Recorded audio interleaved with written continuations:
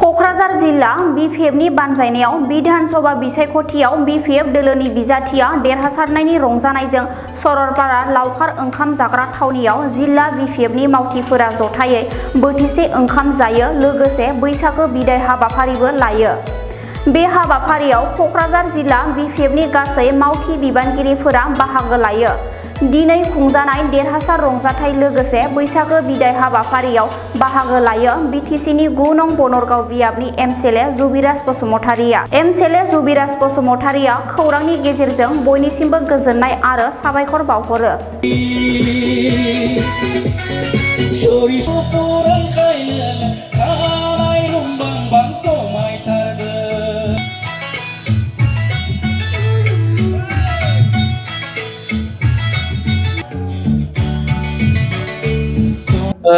गिबि गिबियाव आं नोंथांमोननि चेनेलखौ धन्यबाद जासिगोरनाय थाबाय।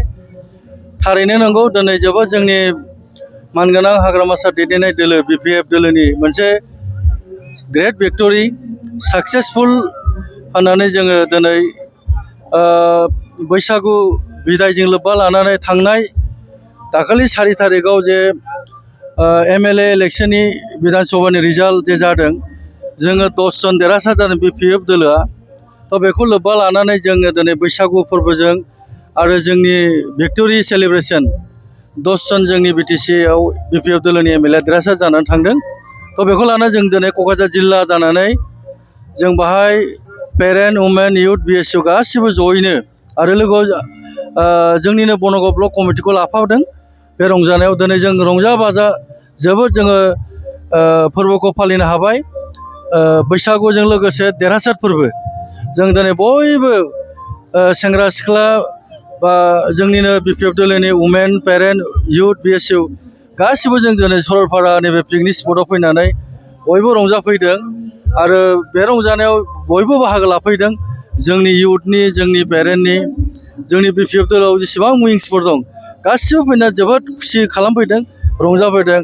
आङो बिपिएफ दोलो जानानै आरो बनगाव समस्तिनि एमसिएलए जानानै आं बयखौबो रोजा रोजा साबायखर बावो बा धन्यबाद होयो जाहाथे आंनि लोगोफोरजों लोगोसे आंनि बिदा फंबाय जेसेबां बिब' बिनानाव दं दिनै सरलपारायाव फैना जोबोद रंजा बाजा जोङो खुसि पालन खालामफैदों।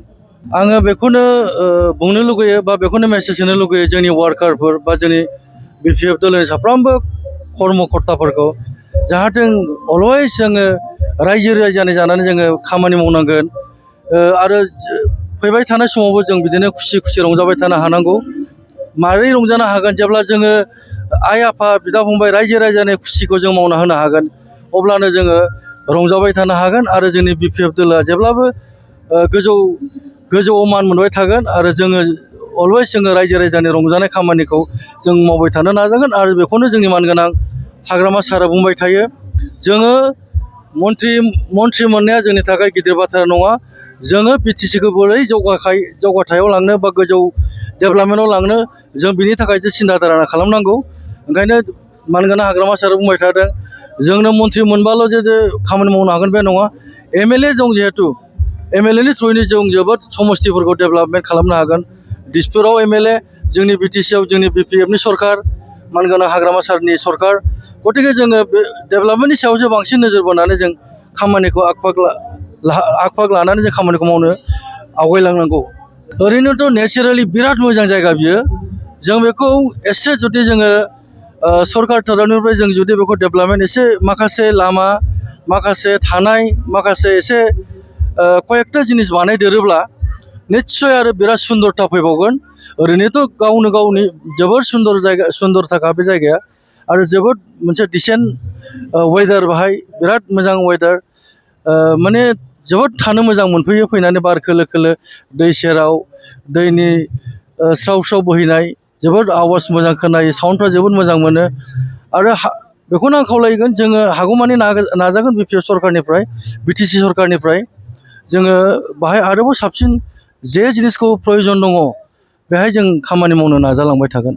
आङो बेखौनो खावलायनो लुगैदों आसामनि बा जेरावखि जोंनि बेंगल मेघालय बा अरुणाचल ओनसोलनिफ्राय जों फैयो होननानै खोनायो बे जोंनि बिटिसिनि सम्पति जोंनि बिटिसिनि मोनसे सम्पति बे बाहाय जोङो खाथि खालानि स्टेटनि आसाम, वेस्ट बेंगल, मेघालय बा अरुणाचल बिथांमोनखौबो जों खावलायजादो नोंथांमोना मस्ट वेलकाम जोंनि नैबे सरलपारा पिकनिक स्पटआव फैनानै बयबो जाहाथे रंजाफैनो हायो, बयबो जाहाथे गावनि आनन्दखौ खुसिखौ लाफैनो हायो आं बेखौ खावलायो। जेरावखि थाया मानो बयबो फै आरो नैबे सरलपारायाव बेरायफै आरो रंजाफै।